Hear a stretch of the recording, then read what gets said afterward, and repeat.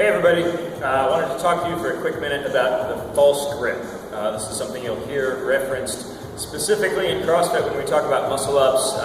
It's a gymnastics term. It's used to talk about a way that we engage our hand with the ring to give us a couple of advantages. So this is something that is to your benefit to strengthen. It will strengthen your general grip ability, which will carry over to lots of other movements. And it's an important part of getting your first muscle up. So that false grip is a really huge help in the transition over the rings and is critical, particularly for a strict muscle up. So there's lots of great videos and lots of great info out there about what a false grip is. David Durante, Carl Paoli both have a couple of good videos about that. If I remember to link them, I will link them in the notes below the video here. Otherwise, you can do a quick Google search on your own. So real quick, the false grip is going to move the ring from sort of in the fingers where we might normally grab a pull-up bar to the corner between the wrist and the palm of the hand. So with the hand pulled over 90 degrees, the ring is going to sit right here, and it's going to cross the palm in such a way that it is in the same position as the hand is above the ring. So there's a couple of ways to find this position. Number one, if you put your hand above the ring, as in the bottom of a ring dip, with your wrist in a neutral position, you're going to grip onto the ring, keep your hand here, and then pivot at the wrist only until your elbow drops down below the wrist, right? This becomes our false grip. Another easy way to think about this is if you were to karate chop the ring, that puts your wrist, the corner of the wrist, right on the edge of the ring. You're going to wrap your hand sideways around the ring and then bring your elbow down. There's also our false grip, right? So a couple of different ways to get into that position.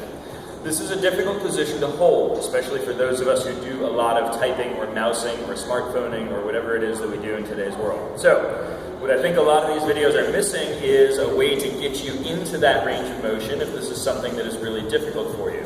What you'll find is that although you may be able to get into this position with a closed hand with your elbow bent, as soon as we start to straighten it out, we're going to start to lose that position. This gets really brutally tight. It turns out that if we have to start hanging with our elbows at full extension to meet a movement standard, we need to be able to have that range at the wrist with our elbows locked out. So, quick easy stretch to get into some of this. You can do your regular lacrosse ball or barbell mashing on the back of the forearm.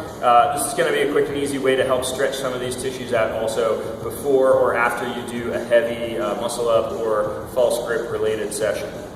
So in addition to stretching the front of the wrist, we want to stretch the back of the wrist here. We're going to do that by putting the back of the palm or the back of the hand on the ground with the elbow bent. Step one is going to be to simply see, can I straighten the elbow out, right? If so, or if not, then you're just going to work on pressing into that. And you may feel this as an intense stretch in the forearm or in the back of the forearm. If you can get the elbow straight, no big deal. Then we want to start to work on closing the hand a little. We're going to pick the fingers up and then curl them in towards the middle. This would be your ability to grip onto the ring. From here, we can also add a little bit of side-to-side movement. We don't want it to feel pinchy in the wrist at all. I'm just keeping the back of my hand flat on the ground. And to loosen it up a little bit more, I can pin that hand down and add a little bit of rotation in the wrist.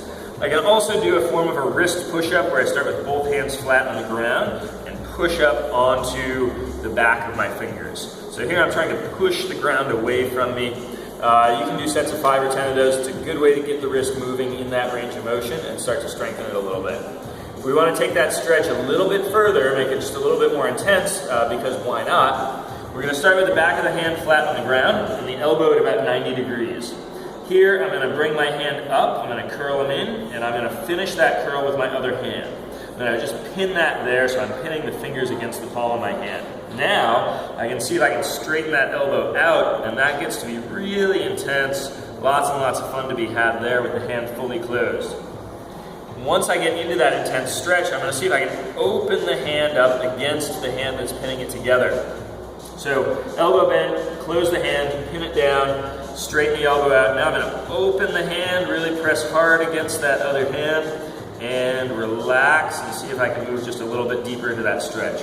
So open again, press hard into the hand, trying to open that hand, and relax, move just a little bit deeper into that stretch, right? So you can see I've gained quite a bit of range of motion.